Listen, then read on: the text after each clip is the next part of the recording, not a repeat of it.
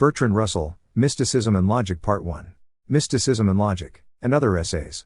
Mysticism and Logic. Metaphysics, or the attempt to conceive the world as a whole by means of thought, has been developed, from the first, by the union and conflict of two very different human impulses, the one urging men towards mysticism, the other urging them towards science. Some men have achieved greatness through one of these impulses alone, others through the other alone. In Hume, for example, the scientific impulse reigns quite unchecked, while in Blake a strong hostility to science coexists with profound mystic insight. But the greatest men who have been philosophers have felt the need both of science and of mysticism. The attempt to harmonize the two was what made their life, and what always must, for all its arduous uncertainty, make philosophy, to some minds, a greater thing than either science or religion. Before attempting an explicit characterization of the scientific and the mystical impulses, I will illustrate them by examples from two philosophers whose greatness lies in the very intimate blending which they achieved. The two philosophers I mean are Heraclitus and Plato. 2. Heraclitus, as everyone knows, was a believer in universal flux. Time builds and destroys all things. From the few fragments that remain, it is not easy to discover how he arrived at his opinions, but there are some sayings that strongly suggest scientific observation as the source. The things that can be seen, heard, and learned, he says, are what I prize the most. This is the language of the empiricist, to whom observation is the sole guarantee of truth. The sun is new every day, is another fragment. And this opinion, in spite of its paradoxical character, is obviously inspired by scientific reflection, and no doubt seemed to him to obviate the difficulty of understanding how the sun can work its way underground from west to east during the night. Actual observation must also have suggested to him his central doctrine, that fire is the one permanent substance, of which all visible things are passing phases. In combustion we see things change utterly, while their flame and heat rise up into the air and vanish. This world, which is the same for all, he says, no one of gods or men has made. But it was ever, is now, and ever shall be, an ever-living fire, with measures kindling, and measures going out. The transformations of fire are, first of all, sea, and half of the sea is earth, half whirlwind. This theory, though no longer one which science can accept, is nevertheless scientific in spirit. Science, too, might have inspired the famous saying to which Plato alludes, you cannot step twice into the same rivers, for fresh waters are ever flowing in upon you. But we find also another statement among the extant fragments, we step and do not step into the same rivers, we are and are not. 3. The comparison of this statement, which is mystical, with the one quoted by Plato, which is scientific, shows how intimately the two tendencies are blended in the system of Heraclitus. Mysticism is, in essence, little more than a certain intensity and depth of feeling in regard to what is believed about the universe. And this kind of feeling leads Heraclitus, on the basis of his science, to strangely poignant sayings concerning life and the world, such as, time is a child playing draughts, the kingly power is a child's. It is poetic imagination, not science, which presents time as despotic lord of the world, with all the irresponsible frivolity of a child. It is mysticism, too, which leads Heraclitus to assert the identity of opposites. Good and ill are one, he says. And again, to God all things are fair and good and right, but men hold some things wrong and some right. Much of mysticism underlies the ethics of Heraclitus. It is true that a scientific determinism alone might have inspired the statement, man's character is his fate, but only a mystic would have said, every beast is driven to the pasture with blows. And again, it is hard to fight with one's heart's desire, whatever it wishes to get, it purchases at the cost of soul. And again, wisdom is one thing. It is to know the thought by which all things are steered through all things. 1.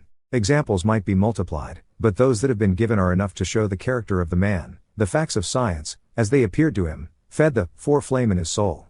And in its light he saw into the depths of the world by the reflection of his own dancing swiftly penetrating fire. In such a nature we see the true union of the mystic and the man of science, the highest eminence, as I think, that it is possible to achieve in the world of thought. In Plato, the same twofold impulse exists, though the mystic impulse is distinctly the stronger of the two, and secures ultimate victory whenever the conflict is sharp. His description of the cave is the classical statement of belief in a knowledge and reality truer and more real than that of the senses. Imagine, too, a number of men living in an underground cavernous chamber, with an entrance open to the light, extending along the entire length of the cavern, in which they have been confined. From their childhood, with their legs and necks so shackled that they are obliged to sit still and look straight forwards, because their chains render it impossible for them to turn their heads round, and imagine a bright fire burning some way off, above and behind them, and an elevated roadway passing between the fire and the prisoners, with a low wall built along it, like the screens which conjurers put up in front of their audience, and above which they exhibit their wonders. I have it, he replied. Also figure to yourself a number of persons walking behind this wall, and carrying with them statues of men, and images of other animals, wrought in wood and stone and all kinds of materials. together with various other articles, which overtop the wall, and, as you might expect, let some of the passers-by be talking, and others silent. 5. You are describing a strange scene, and strange prisoners. They resemble us, I replied.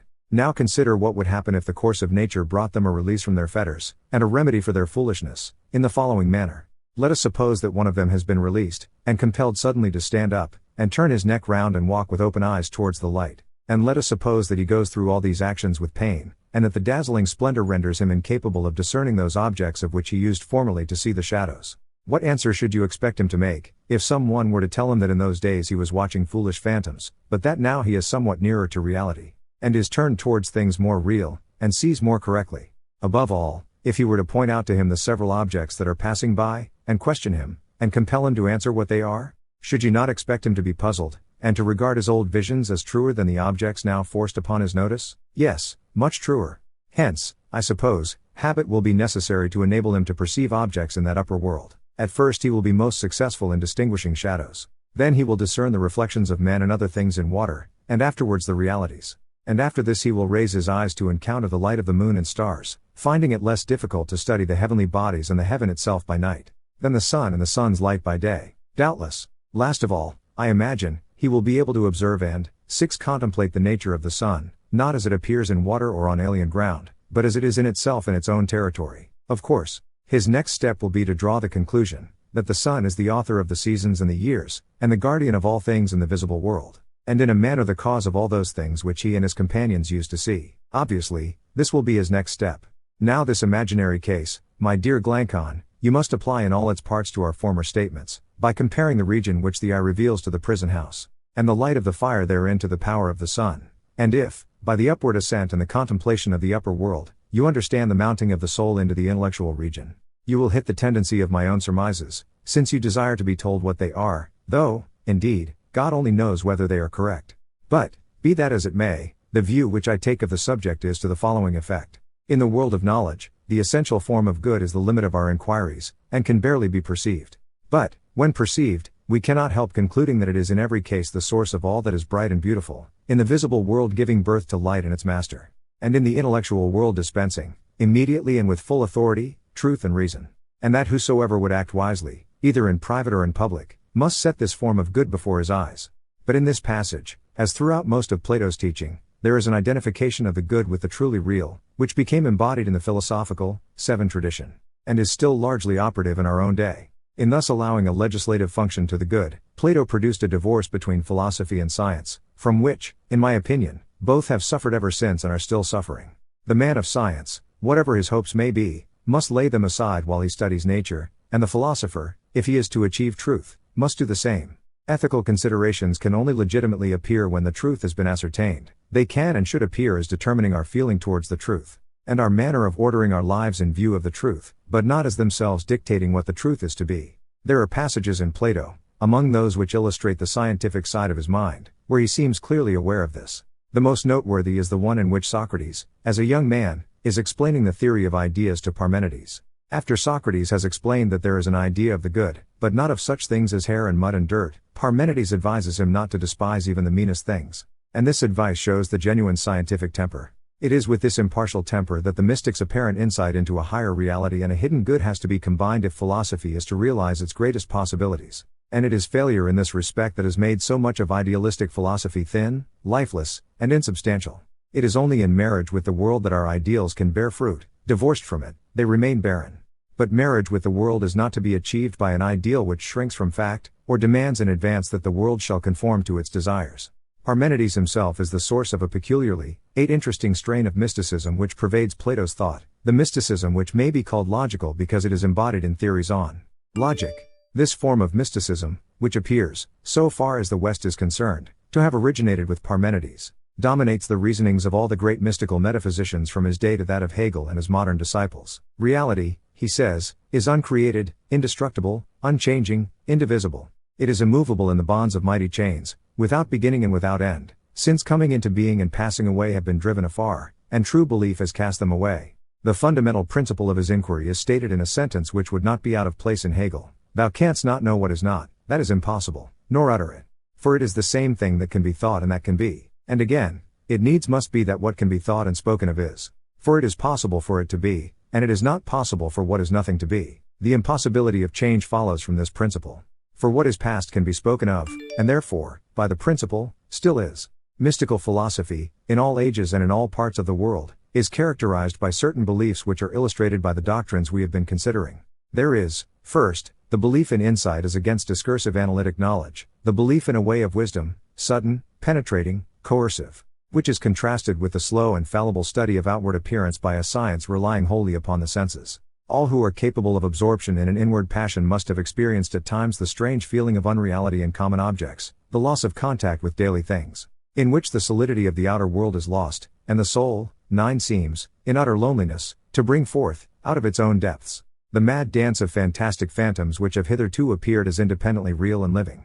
This is the negative side of the mystic's initiation, the doubt concerning common knowledge, preparing the way for the reception of what seems a higher wisdom.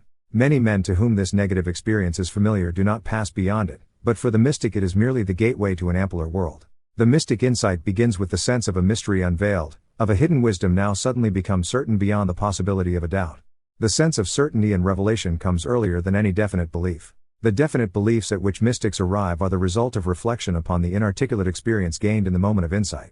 Often, beliefs which have no real connection with this moment become subsequently attracted into the central nucleus. Thus, in addition to the convictions which all mystics share, we find, in many of them, other convictions of a more local and temporary character, which no doubt become amalgamated with what was essentially mystical in virtue of their subjective certainty. We may ignore such inessential accretions, and confine ourselves to the beliefs which all mystics share. The first and most direct outcome of the moment of illumination is belief in the possibility of a way of knowledge which may be called revelation or insight or intuition, as contrasted with sense, reason, and analysis, which are regarded as blind guides leading to the morass of illusion. Closely connected with this belief is the conception of a reality behind the world of appearance and utterly different from it. This reality is regarded with an admiration often amounting to worship. It is, felt to be always and everywhere close at hand, thinly veiled by the shows of sense, ready, for the receptive mind, to shine in its glory even through the apparent folly and wickedness of man. The poet, the artist, and the lover are seekers after that glory. The haunting beauty that they pursue is the faint reflection of its sun.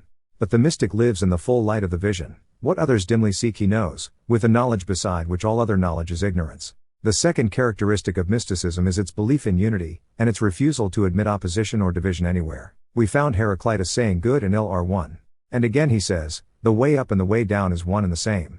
The same attitude appears in the simultaneous assertion of contradictory propositions, such as, we step and do not step into the same rivers, we are and are not. The assertion of Parmenides, that reality is one and indivisible, comes from the same impulse towards unity. In Plato, this impulse is less prominent, being held in check by his theory of ideas. But it reappears, so far as his logic permits, in the doctrine of the primacy of the good. A third mark of almost all mystical metaphysics is the denial of the reality of time. This is an outcome of the denial of division. If all is one, the distinction of past and future must be illusory. We have seen this doctrine prominent in Parmenides. And among moderns it is fundamental in the systems of Spinoza and Hegel. The last of the doctrines of mysticism which we have to consider is its belief that all evil is mere appearance, an illusion produced by the divisions and oppositions of the analytic intellect. Mysticism does not maintain that such things as cruelty, for example, are good, but it denies that they are real.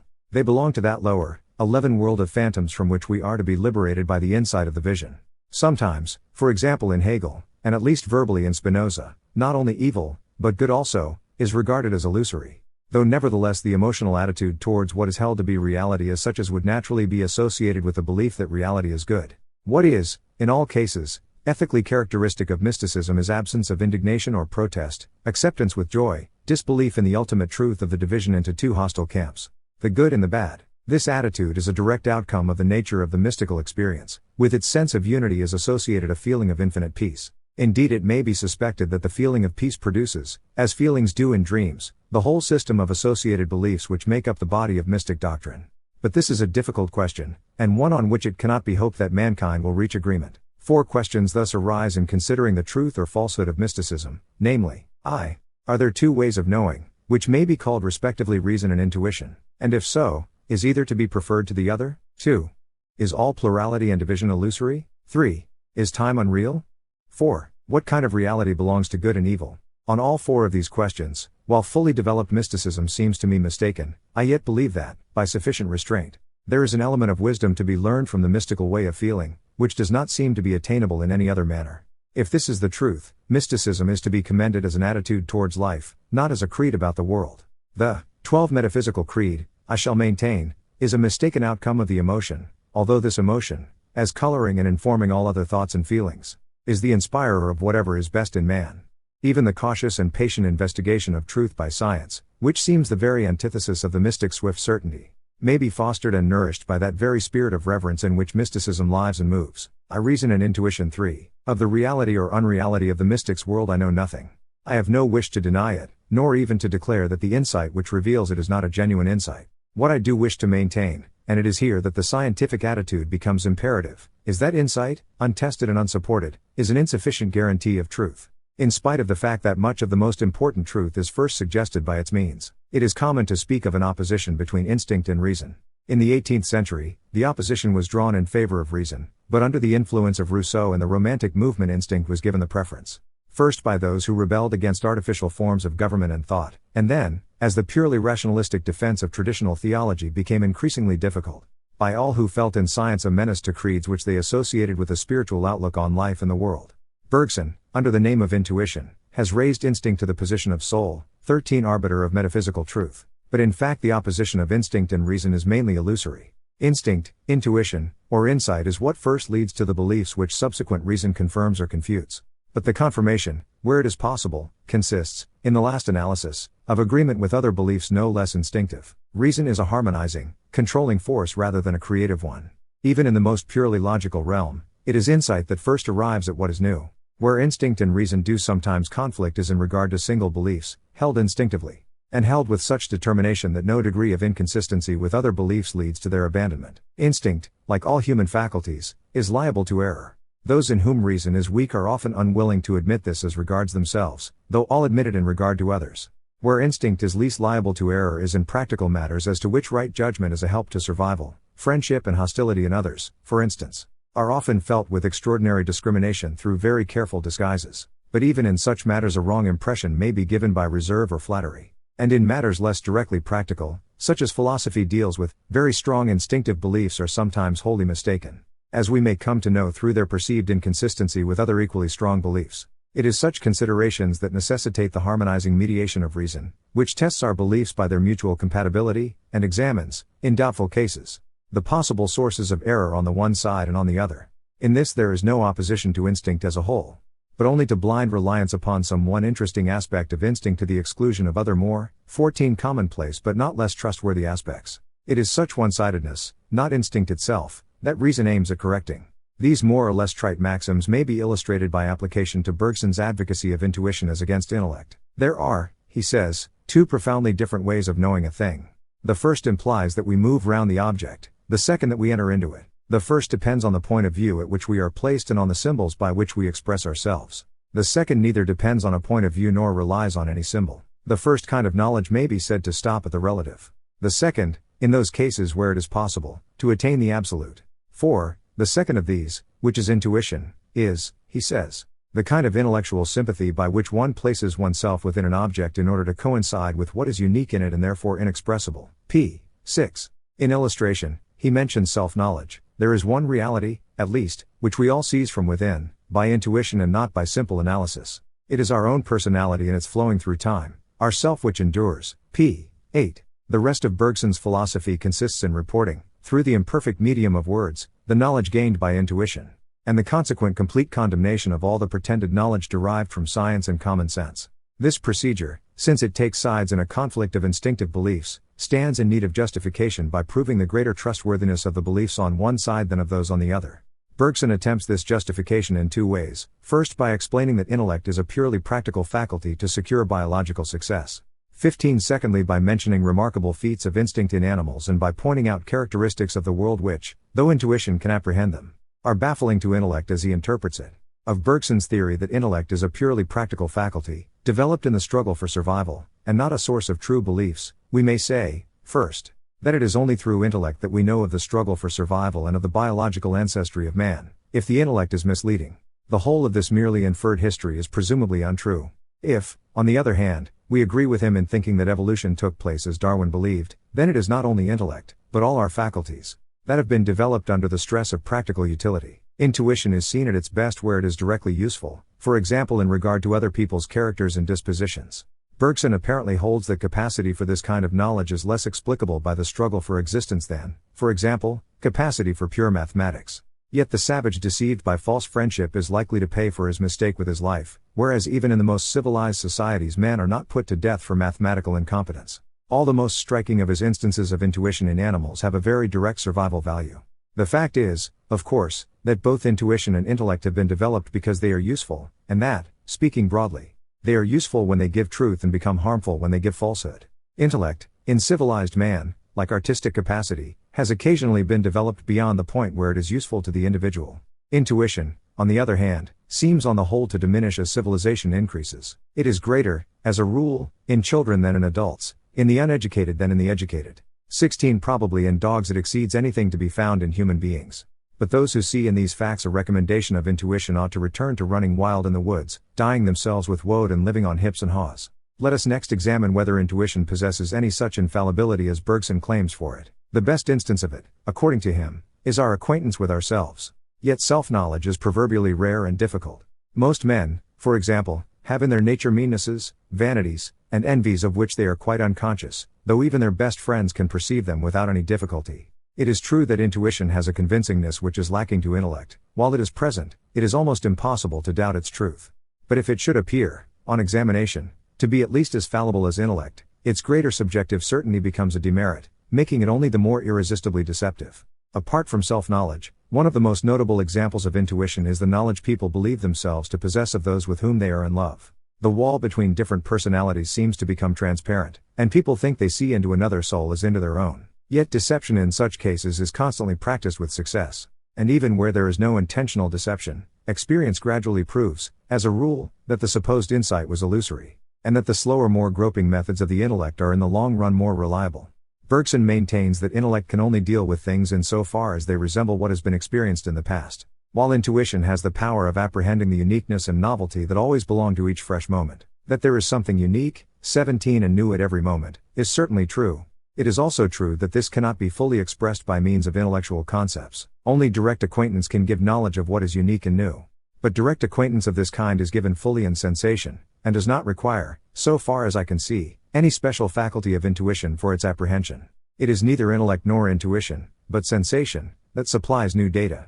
But when the data are new in any remarkable manner, intellect is much more capable of dealing with them than intuition would be. The hen with a brood of ducklings no doubt has intuition which seems to place her inside them, and not merely to know them analytically. But when the ducklings take to the water, the whole apparent intuition is seen to be illusory, and the hen is left helpless on the shore. Intuition, in fact, is an aspect and development of instinct, and, like all instinct, is admirable in those customary surroundings which have molded the habits of the animal in question. But totally incompetent as soon as the surroundings are changed in a way which demands some non-habitual mode of action. The theoretical understanding of the world, which is the aim of philosophy, is not a matter of great practical importance to animals, or to savages, or even to most civilized men. It is hardly to be supposed, therefore, that the rapid, rough and ready methods of instinct or intuition will find in this field a favorable ground for their application. It is the older kinds of activity, which bring out our kinship with remote generations of animal and semi-human ancestors, that show intuition at its best. In such matters as self-preservation and love, intuition will act sometimes, though not always, with a swiftness and precision which are astonishing to the critical intellect.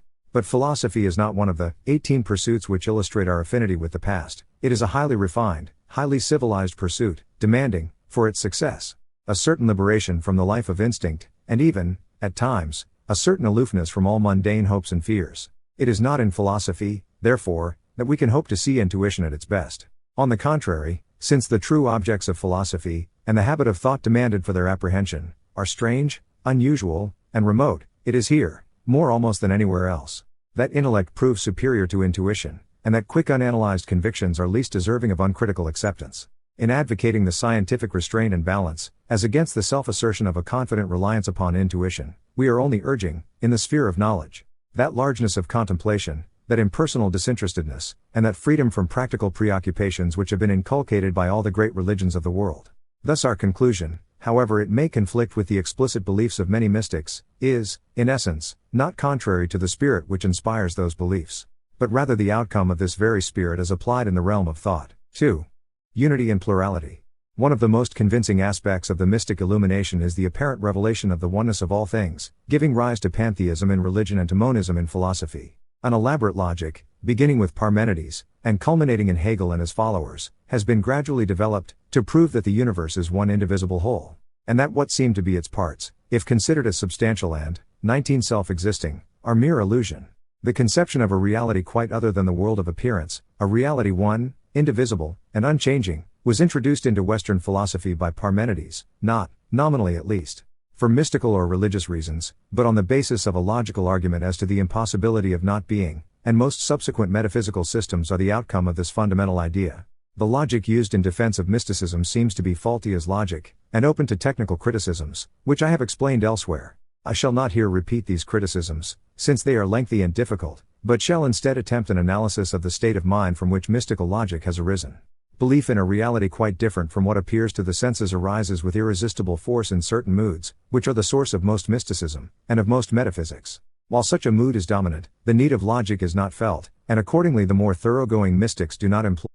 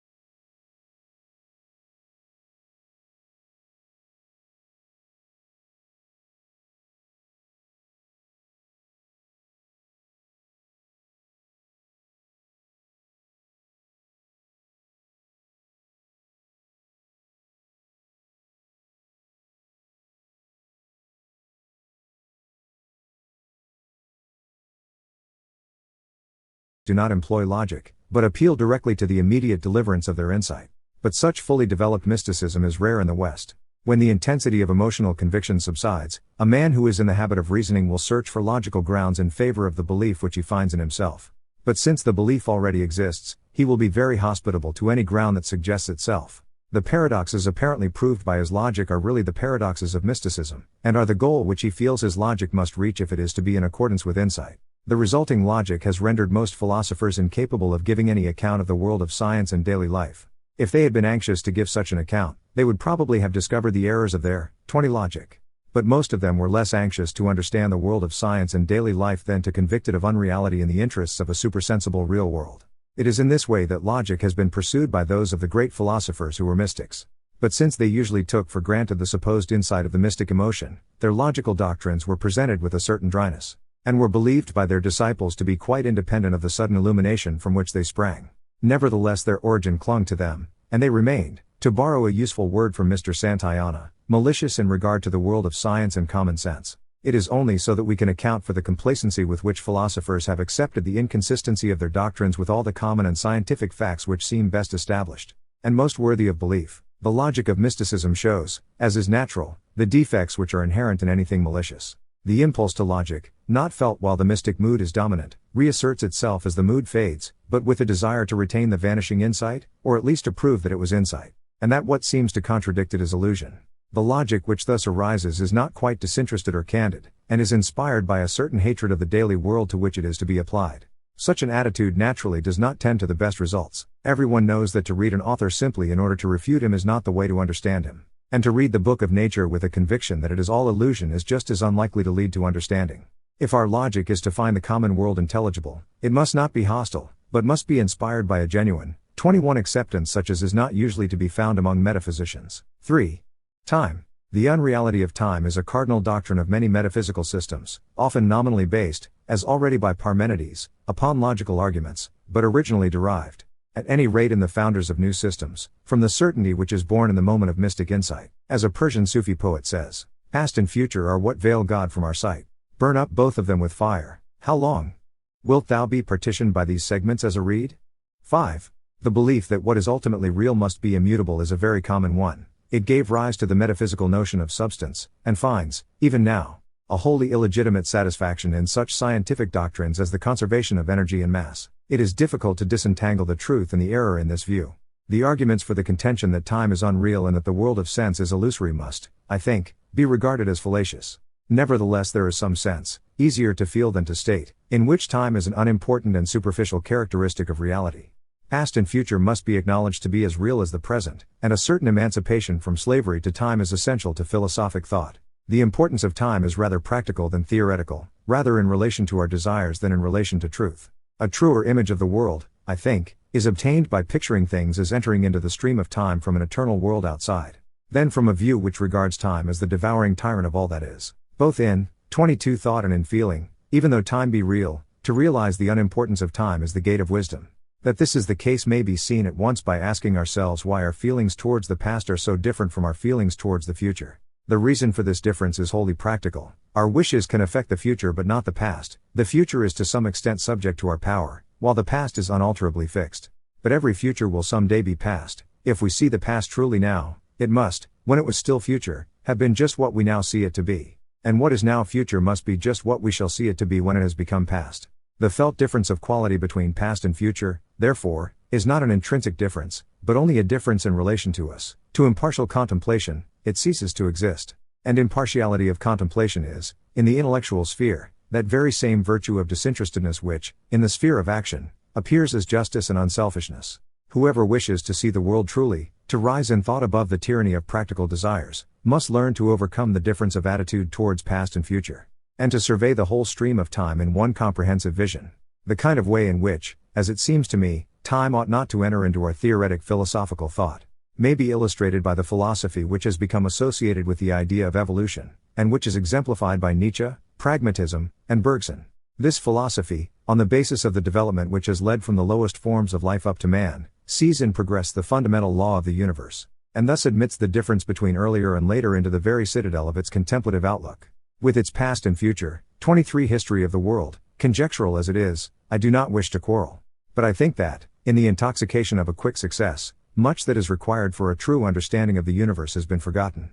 Something of Hellenism, something, too, of Oriental resignation, must be combined with its hurrying Western self-assertion before it can emerge from the ardor of youth into the mature wisdom of manhood. In spite of its appeals to science, the true scientific philosophy, I think, is something more arduous and more aloof, appealing to less mundane hopes, and requiring a severer discipline for its successful practice. Darwin's Origin of Species persuaded the world that the difference between different species of animals and plants is not the fixed immutable difference that it appears to be. The doctrine of natural kinds, which had rendered classification easy and definite, which was enshrined in the Aristotelian tradition, and protected by its supposed necessity for orthodox dogma, was suddenly swept away forever out of the biological world. The difference between man and the lower animals, which to our human conceit appears enormous, was shown to be a gradual achievement, involving intermediate being who could not with certainty be placed either within or without the human family.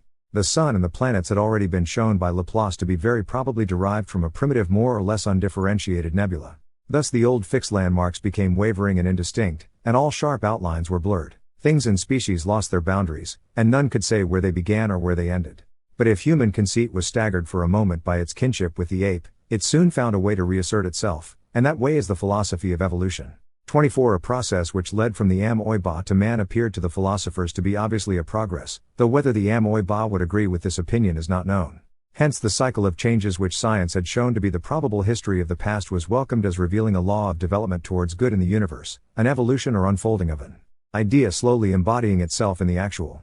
But such a view, though it might satisfy Spencer and those whom we may call Hegelian evolutionists, could not be accepted as adequate by the more wholehearted votaries of change. An ideal to which the world continuously approaches is, to these minds, too dead and static to be inspiring. Not only the aspiration, but the ideal too, must change and develop with the course of evolution. There must be no fixed goal, but a continual fashioning of fresh needs by the impulse which is life and which alone gives unity to the process. Life, in this philosophy, is a continuous stream, in which all divisions are artificial and unreal. Separate things, beginnings and endings, are mere convenient fictions. There is only smooth unbroken transition. The beliefs of today may count as true today, if they carry us along the stream.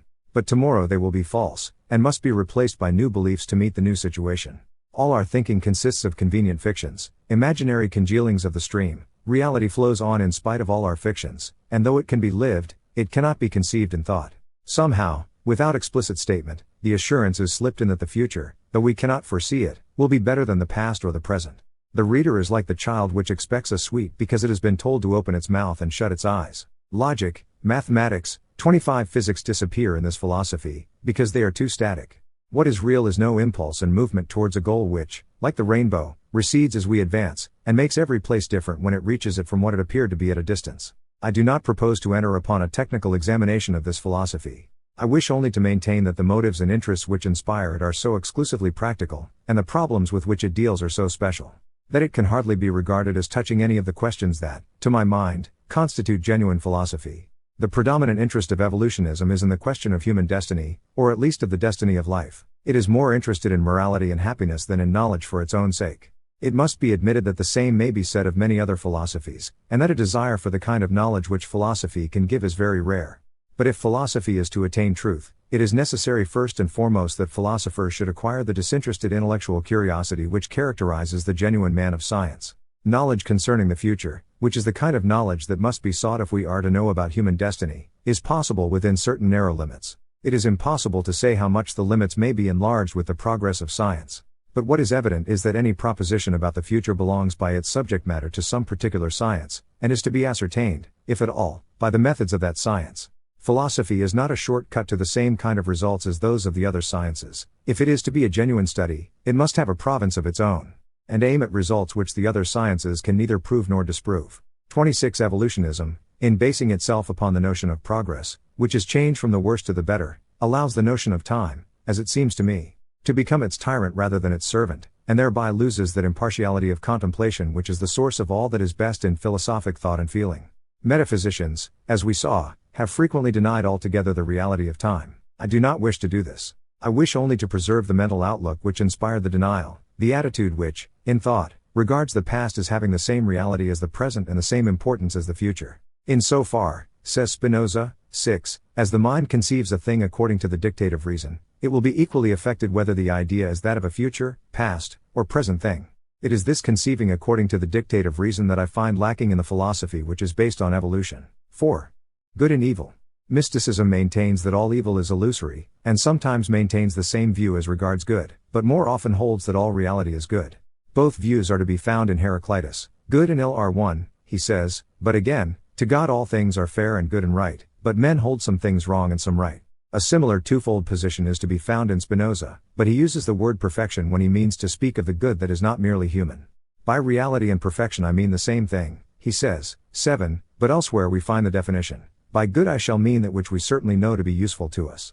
8, thus perfection belongs to reality in its own nature, but, 27 goodness is relative to ourselves and our needs, and disappears in an impartial survey. Some such distinction, I think, is necessary in order to understand the ethical outlook of mysticism. There is a lower mundane kind of good and evil, which divides the world of appearance into what seem to be conflicting parts. But there is also a higher, mystical kind of good, which belongs to reality and is not opposed by any correlative kind of evil. It is difficult to give a logically tenable account of this position without recognizing that good and evil are subjective, that what is good is merely that towards which we have one kind of feeling, and what is evil is merely that towards which we have another kind of feeling. In our active life, where we have to exercise choice, and to prefer this to that of two possible acts, it is necessary to have a distinction of good and evil, or at least of better and worse. But this distinction, like everything pertaining to action, belongs to what mysticism regards as the world of illusion, if only because it is essentially concerned with time. In our contemplative life, where action is not called for, it is possible to be impartial, and to overcome the ethical dualism which action requires. So long as we remain merely impartial, we may be content to say that both the good and the evil of action are illusions. But if, as we must do if we have the mystic vision, we find the whole world worthy of love and worship, if we see the earth, and every common sight, apparelled in celestial light, we shall say that there is a higher good than that of action, and that this higher good belongs to the whole world as it is in reality. In this way the twofold attitude and the apparent vacillation of mysticism are explained and justified. 28. The possibility of this universal love and joy in all that exists is of supreme importance for the conduct and happiness of life, and gives inestimable value to the mystic emotion. Apart from any creeds which may be built upon it, but if we are not to be led into false beliefs, it is necessary to realize exactly what the mystic emotion reveals. It reveals a possibility of human nature, a possibility of a nobler, happier, freer life than any that can be otherwise achieved. But it does not reveal anything about the non-human, or about the nature of the universe in general. Good and bad, and even the higher good that mysticism finds everywhere, are the reflections of our own emotions on other things, not part of the substance of things as they are in themselves. And therefore an impartial contemplation, freed from all preoccupation with self, will not judge things good or bad. Although it is very easily combined with that feeling of universal love which leads the mystic to say that the whole world is good. The philosophy of evolution, through the notion of progress, is bound up with the ethical dualism of the worse and the better, and is thus shut out, not only from the kind of survey which discards good and evil altogether from its view, but also from the mystical belief in the goodness of everything. In this way the distinction of good and evil, like time, becomes a tyrant in this philosophy, and introduces into thought the restless selectiveness of action. Good and evil, like time, are, it would seem, not general or fundamental in the world of thought, but late and highly specialized members of the intellectual hierarchy. Although, as we saw, mysticism can be interpreted so as to agree with the view that good and evil are not intellectually fundamental. It must be admitted that here, 29 we are no longer in verbal agreement with most of the great philosophers and religious teachers of the past. I believe, however, that the elimination of ethical considerations from philosophy is both scientifically necessary and, though this may seem a paradox, an ethical advance. Both these contentions must be briefly defended. The hope of satisfaction to our more human desires, the hope of demonstrating that the world has this or that desirable ethical characteristic, is not one which, so far as I can see, a scientific philosophy can do anything whatever to satisfy. The difference between a good world and a bad one is a difference in the particular characteristics of the particular things that exist in these worlds. It is not a sufficiently abstract difference to come within the province of philosophy. Love and hate, for example, are ethical opposites, but to philosophy they are closely analogous attitudes towards objects. The general form and structure of those attitudes towards objects which constitute mental phenomena is a problem for philosophy. But the difference between love and hate is not a difference of form or structure, and therefore belongs rather to the special science of psychology than to philosophy. Thus the ethical interests which have often inspired philosophers must remain in the background. Some kind of ethical interest may inspire the whole study, but none must obtrude in the detail or be expected in the special results which are sought. If this view seems at first sight disappointing, we may remind ourselves that a similar change has been found necessary in all the other sciences. The physicist or chemist is not now required to prove the ethical importance of his ions or atoms. The biologist is not expected to prove the utility of the plants or animals, 30 which he dissects.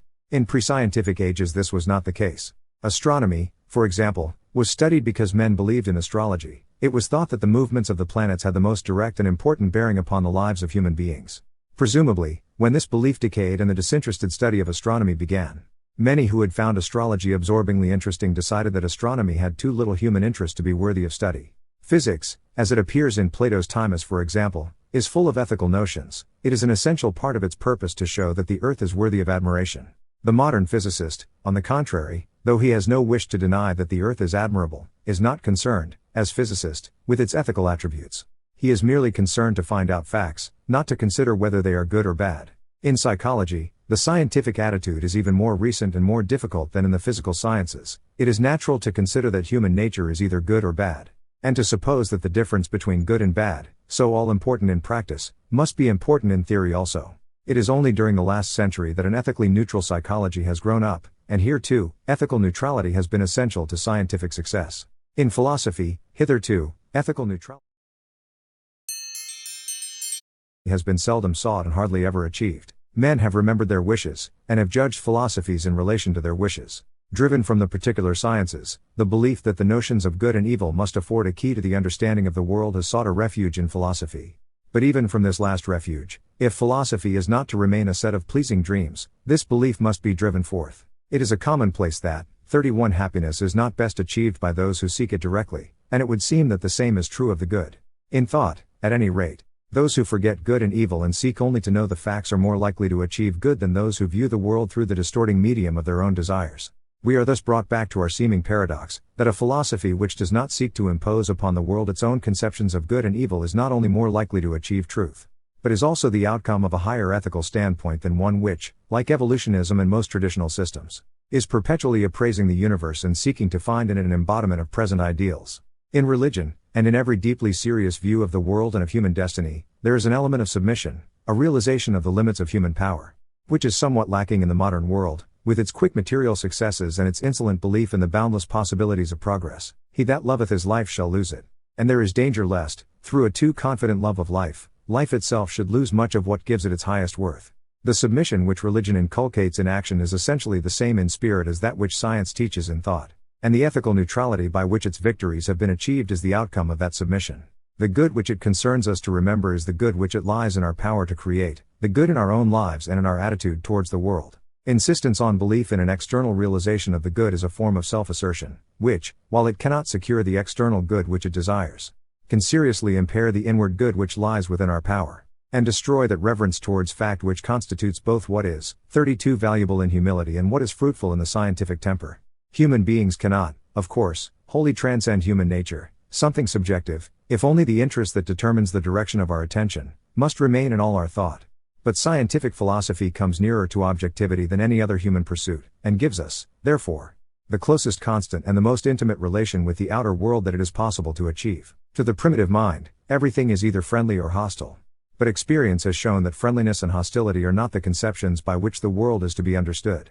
Scientific philosophy thus represents, though as yet only in a nascent condition, a higher form of thought than any pre-scientific belief or imagination, and, like every approach to self-transcendence, it brings with it a rich reward in increase of scope and breadth and comprehension. Evolutionism, in spite of its appeals to particular scientific facts, fails to be a truly scientific philosophy because of its slavery to time, its ethical preoccupations, and its predominant interest in our mundane concerns and destiny. A truly scientific philosophy will be more humble, more piecemeal, more arduous, offering less glitter of outward mirage to flatter fallacious hopes, but more indifferent to fate, and more capable of accepting the world without the tyrannous imposition of our human and temporary demands.